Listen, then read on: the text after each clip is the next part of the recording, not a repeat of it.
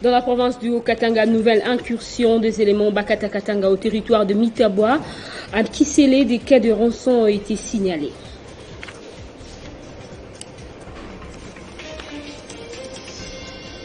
Reddition de groupes armés encore actifs dans la province du Sud Kivu. La question était au menu de l'entretien entre le gouvernement provincial et les représentants de ces groupes.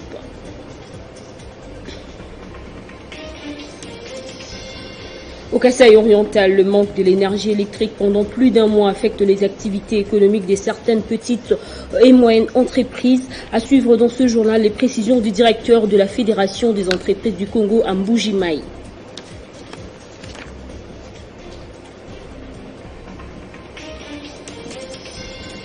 En Ukraine, au 16e jour des affrontements, les chars russes sont aux portes de Kiev, tandis que plusieurs villes sont assiégées et bombardées, notamment Mariupol. Le Conseil de sécurité de l'ONU doit se réunir ce vendredi à la demande de Moscou. C'est l'heure du journal sur Télé 50. Madame, Messieurs, merci de nous rejoindre. Ouvrons avec cette note de sécurité où le territoire de Mitwaba, situé à près de 450 km de la ville de Lubumbashi, chef-lieu de la province du Haut-Katanga, a encore été la cible d'une nouvelle incursion des éléments Maï Bakata-Katanga de Gédéon Kyungu. Leur présence a été signalée à Kisele, une entité très enclavée de Mitwaba. Mercredi dans la soirée, sur place, nous avons joint Jeff Mbia, membre de la société civile dans le Haut-Katanga, qui nous relate les faits et l'ambiance qui y règne. La journée du 9 au 10 mars 2022, qu'une incursion de Maï Bakata-Katanga a été constatée dans la cité de Kisele. Kisele, c'est le chef-lieu de la chefferie Kiona Ngoï dans le territoire de Mitwaba, à 108 km de Mitwaba centre, et que le groupe Maï a été constaté.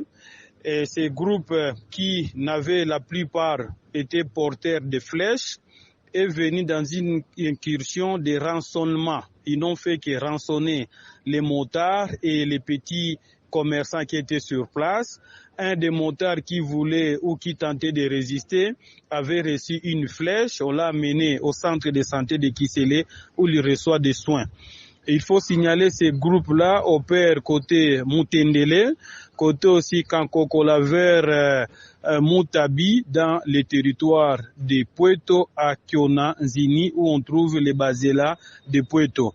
Le constat est malheureux dans le sens où Kisele aujourd'hui reste enclavé, oublié, où il n'y a qu'un seul élément de la police militaire qui a été doté d'une arme avec 3 cartouches seulement. Au moment où Kisele a plus de 5000 habitants.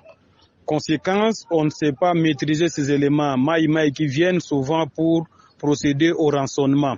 Pour nous, en tant que société civile, nous avons plaidé au gouvernement du Haut-Katanga et au niveau national de mettre à la disposition de l'administration du territoire et des éléments de la police des moyens de mobilité. Parce que jusqu'à présent, le territoire de Mitwaba, la police et les éléments des FARDC n'ont pas de jeep pour procéder à l'itinérance, mais également aussi descendre sur le terrain pour sécuriser la population de leurs biens. Et signalant qu'un conseil provincial de sécurité est prévu dans les prochaines heures pour évaluer cette situation. Identifier les causes profondes et les solutions durables pour obtenir la reddition de groupes armés encore actifs dans la province du Sud Kivu. C'est l'objectif des consultations entre le représentant de ces groupes et le gouvernement provincial. Ces travaux ont été lancés par le chef de l'exécutif provincial, Théo Ngwabidji. Des représentants des groupes armés, des autorités provinciales du Sud Kivu et des délégués du gouvernement central, tous autour d'une même table. Objectif, permettre aux groupes armés d'enterrer leurs haches de guerre et fumer le calumet de la paix dans le souci de promouvoir la paix, la cohésion sociale et la cohabitation pacifique dans la province à travers le PDDRCS dirigé par Tommy Tambwe. C'est le gouverneur Théo Ngwabidji Kassi qui a donné le go de ces assises dont il attend par ailleurs beaucoup. Nous allons donc mettre à jour la cartographie des groupes armés et concevoir d'autres projets communautaires à impact rapide et susceptibles de conditionner la cohabitation pacifique.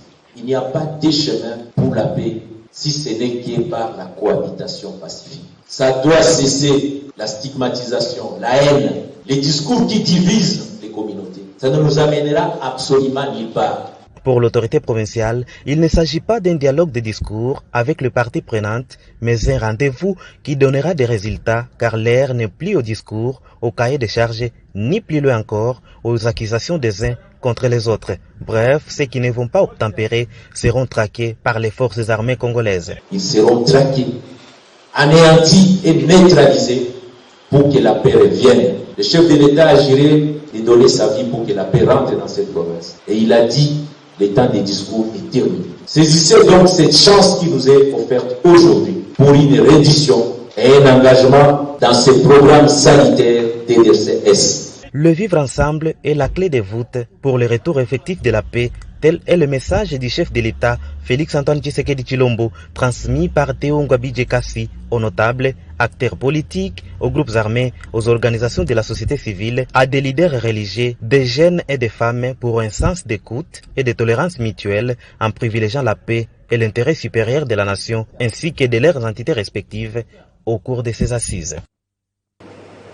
Au Kasaï oriental, carence du courant électrique à Mbujimaï, la situation perdure depuis plus d'un mois. Les tenanciers de chambres froides enregistrent de pertes énormes. Nous sommes en ligne avec Dominique Ilunga, directeur de la Fédération des entreprises du Congo Kasaï oriental. Confirmez-vous cette information? Merci beaucoup, monsieur le journaliste. Salutations pour l'invitation. Effectivement, la situation au Kasaï oriental par rapport au courant électrique aujourd'hui perdure depuis la dernière visite du chef de l'État. La centrale hydroélectrique de Tchala a connu de perturbations. Les turbines en fonction sont aujourd'hui aux arrêts et on mène des démarches pour pouvoir le réparer.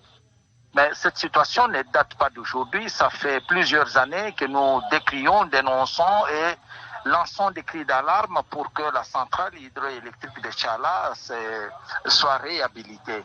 Donc ça ne date pas d'aujourd'hui, mais aujourd'hui ça a des conséquences qui font que nos amis comme vous le citez, qui détiennent des détenteurs de chambres froides, lancent des cris d'alarme parce qu'ils accusent de pertes énormes. Mais autour de ça, il y a d'autres entreprises également qui fonctionnent au surcoût de production et les rendant ainsi incompétitives vis-à-vis de leurs collègues ou d'autres entreprises installées partout ailleurs.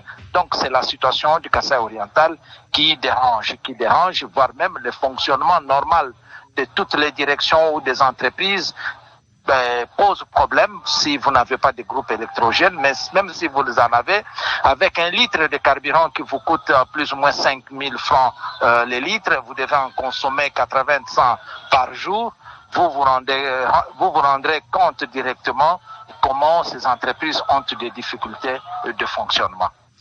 Et le barrage de Tchala appartient à la MIBA. Que fait la SNEL pendant ce temps? La SNEL, depuis longtemps, n'a jamais... Bon, bien sûr, elle a des installations thermiques. Mais ces installations thermiques également, vous connaissez les difficultés de fonctionnement de ces installations thermiques. Aujourd'hui, il faudra peut-être qu'on voie comment la centrale hydroélectrique en partenariat public-privé peut être réhabilité et de commun accord travailler de manière à ce que la situation économique du Kasaï oriental s'améliore. Et là, la FEC avait déjà fait des propositions pour que nous puissions aller dans un partenariat qui permette à ce que une étude soit faite pour évaluer correctement le besoin de la centrale hydroélectrique et que le particulier entre en capital pour travailler en partenariat avec la MIBA dans la réhabilitation et dans la distribution du courant électrique pendant une certaine période, voire même 50 ans, pourquoi pas 20 ans, 30 ans, et permettre à ce que la province du Kasaï oriental ait du courant. Et vous l'avez dit, le chef de l'État a séjourné dans la région il y a quelques mois et avait fait un certain nombre de promesses. Que vous a-t-il dit concernant la problématique de la desserte en énergie électrique? Non, mais vous savez, le problème, c'est que nous devons accompagner le chef de l'État. Pour l'accompagner, nous devons nous aligner à sa vision. Et là, nous demandons aux opérateurs économiques, parce que les solutions aux problèmes doivent venir également de la base vers le chef et que le chef, à ce moment-là, avec son impulsion, puisse vraiment voir cela s'exécuter sur le terrain. Nous, au niveau de la province du Kasaï oriental, nous avions déjà fait des propositions pour que on ouvre cette centrale aux capitaux privés de manière à ce que les investisseurs privés, congolais d'ailleurs, que nous souhaitons bien, entrent dans le capital de la centrale, réhabilitent la centrale et maintenant produisent le courant pour pouvoir dire, aussi longtemps que le secteur est aujourd'hui privatisé, je crois que les initiatives doivent venir beaucoup plus du secteur privé de manière à ce que vraiment cette situation ne perdure pas. Parce que nous ne devons pas tout laisser entre les mains du public parce que nous savons que l'État a beaucoup de charges et les moyens sont limités. À ce titre, le secteur privé est là pour accompagner les actions de son Excellence Félix-Antoine Tshisekedi Tshilombo, surtout le secteur privé, pour que la centrale hydroélectrique de Djala soit réhabilitée. Pourquoi pas d'autres centrales construites de manière à ce que le démarrage de l'économie et l'industrie au Kasaï oriental soit au rendez-vous. Merci, Monsieur Dominique Ilunga. Je rappelle que vous êtes le directeur de la FEC dans le Kasaï oriental. En économie toujours, accord entre le groupe Ventora et la République démocratique du Congo. La CAJ, Association congolaise pour l'accès à la justice, considère que l'accord est amiable, est intervenu entre parties et satisfaisant dans la mesure où l'État congolais, au-delà de contingences inhérentes à tout accord, a réussi à récupérer des actifs miniers et pétroliers.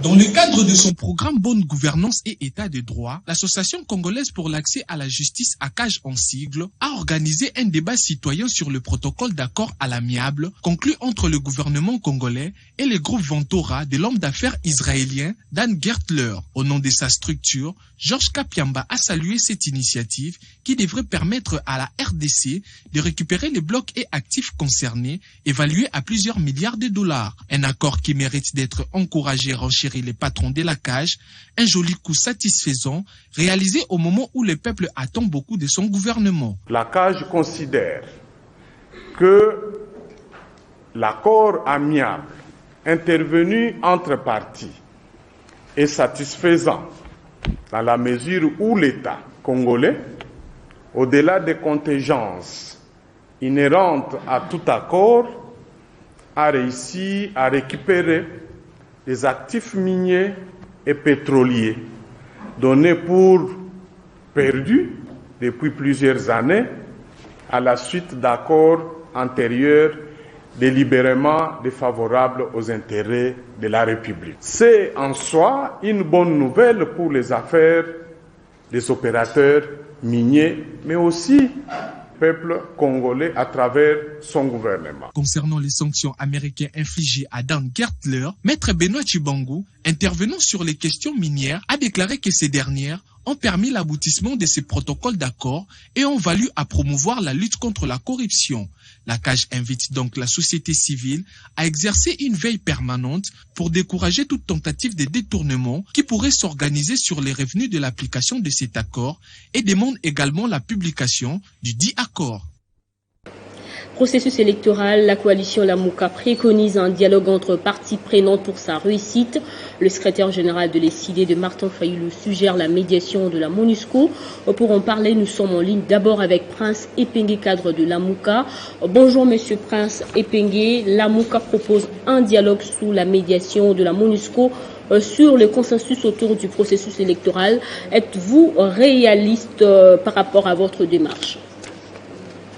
La coalition Lamuka reste constante. Lamuka avait dit il y a maintenant 3 ans, les réformes doivent être opérées, principalement au niveau de la commission électorale nationale à rendre indépendante.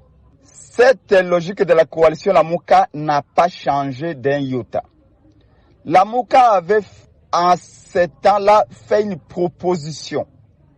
Lamuka n'a pas la prétention de détenir seul les mécanismes magiques pour rendre la CENI indépendante. raison pour laquelle la proposition avait été faite à la nation tout entière. Et la MOUCA avait dit qu'elle restait disposée d'échanger avec les autres forces politiques et sociales acquises au changement dans un cadre consensuel. Le temps joue-t-il en faveur de ce dialogue quand nous savons que les priorités des élections sont les réformes et les financements, M. Prince Epenge? Aujourd'hui, nous avons 3 principales plateformes. Il y a la coalition La Mouka, il y a l'Union Sacrée, il y a le FCC, mais il y a également les indépendants. Il y a les confessions religieuses. Et La Mouka dit, parce qu'il s'agit du Congo, toutes ces plateformes-là vont avoir quelques délégués. Au bout d'une semaine, nous pouvons, autour d'une table, dans un cadre consensuel, se mettre d'accord aussi qui va diriger la CENI, quel doit être son profil, qui doit aller à la CENI. Et nous, la MOUCA, nous sommes convaincus que nous devons cesser d'envoyer les membres de nos partis politiques à la CENI. Prince Epenge, cadre de la MOUCA, et de l'autre côté Jean-Claude Chilumbai, au cadre de l'UDPS et membre de la commission électorale du parti, est également en ligne. Bonjour Monsieur Jean-Claude Chilumbai, que pense l'Union Sacrée de la proposition de la MOUCA qui préconise un dialogue sur le consensus autour des élections sous les auspices de la MONUSCO? Moi, je ne vois pas pourquoi on solliciterait des dialogues à ce jour alors que la CENI est en plein préparatif des élections. Ici, il y a des formulations, des desiderata formulés à l'endroit des organes organisateurs des élections. La MOUCA n'a qu'à les adresser à la CENI et que s'il y a des problèmes, nous avons un parlement qui fonctionne. Nous sommes très très engagés à nous occuper des problèmes qui préoccupent notre population. S'il y a des moyens qui ne sont pas disponibles au niveau de la CENI, ce n'est pas le dialogue avec la MONUSCO qui va sortir les moyens, ce n'est pas le dialogue avec la MOUCA qui va sortir des moyens, mais personne n'a dit à ce jour que les moyens pour organiser les élections manquent et que le débat lui-même sur la probable révision de la Constitution n'est pas un débat en vogue à ce jour. Les gens peuvent exprimer leur point de vue. Nous, de notre côté, nous n'avons mis sur table aucune discussion en termes de vouloir réviser la Constitution. Nous préparons les élections qui doivent intervenir au 30 décembre 2023. C'est ça qui devrait préoccuper plus la classe politique que de penser encore à mener les gens dans des débats de nature à distraire ceux qui travaillent. Merci pour toutes ces précisions, Monsieur Jean-Claude Chilumbai, cadre de l'UDPS. Dans l'actualité internationale, la guerre en Ukraine prend désormais une tournure très délicate, 3 semaines après l'invasion russe, alors que le Conseil de sécurité des Nations Unies se réunit ce vendredi pour examiner les activités biologiques militaires des États-Unis sur le territoire de l'Ukraine. Selon les accusations russes, Vladimir Poutine appelle au redéploiement militaire à la frontière occidentale de la Russie avec l'appui de la population. Ce vendredi matin, aux portes du nord-est de Kiev, les chars russes sont toujours postés en position d'offensive. La capitale ukrainienne est désormais menacée d'encerclement. La situation présage un échec des négociations amorcées alors que la Russie accuse les États-Unis d'Amérique d'entretenir des activités biologiques militaires sur le sol ukrainien. Des déclarations qui ont été vite démenties par le gouvernement américain. Pour l'administration Biden, la Russie voudrait concevoir un stratagème dans le but d'aggraver davantage le conflit en vue de justifier une attaque aux armes biologiques ou chimiques préméditées, non provoquées et injustifiées contre l'Ukraine, a déclaré jeudi soir Olivia Dalton, porte-parole de la mission américaine auprès des Nations Unies. La réunion du Conseil de sécurité des Nations Unies de ce jour, à la demande de la Russie jeudi soir, fera donc le point sur la déclaration russe déjà contredite par la Maison-Blanche. Pendant ce temps, selon l'ONU, c'est plus de 2 500 000 personnes qui ont fui les combats en Ukraine avec près de 200 000 ressortissants des pays étrangers. Place au rappel des titres.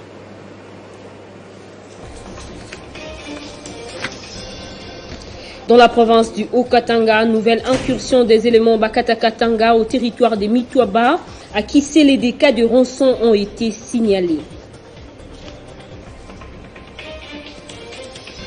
Reddition de groupes armés encore actifs dans la province du Sud Kivu. La question était au menu de l'entretien entre le gouvernement provincial et les représentants de ce groupe armé.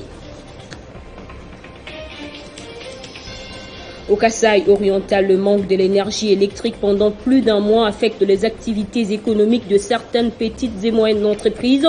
Vous avez suivi dans ce journal les précisions du directeur de la Fédération des entreprises du Congo à Mbuji-Mayi. En Ukraine, au 16e jour des affrontements, les chars russes sont aux portes de Kiev, tandis que plusieurs villes sont assiégées et bombardées, notamment Mariupol.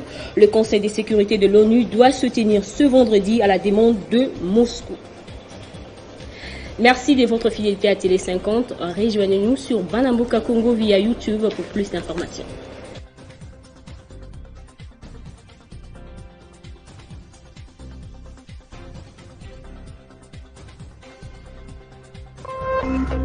Téléchargez les infos Télé 50 sur www.télé50.cd.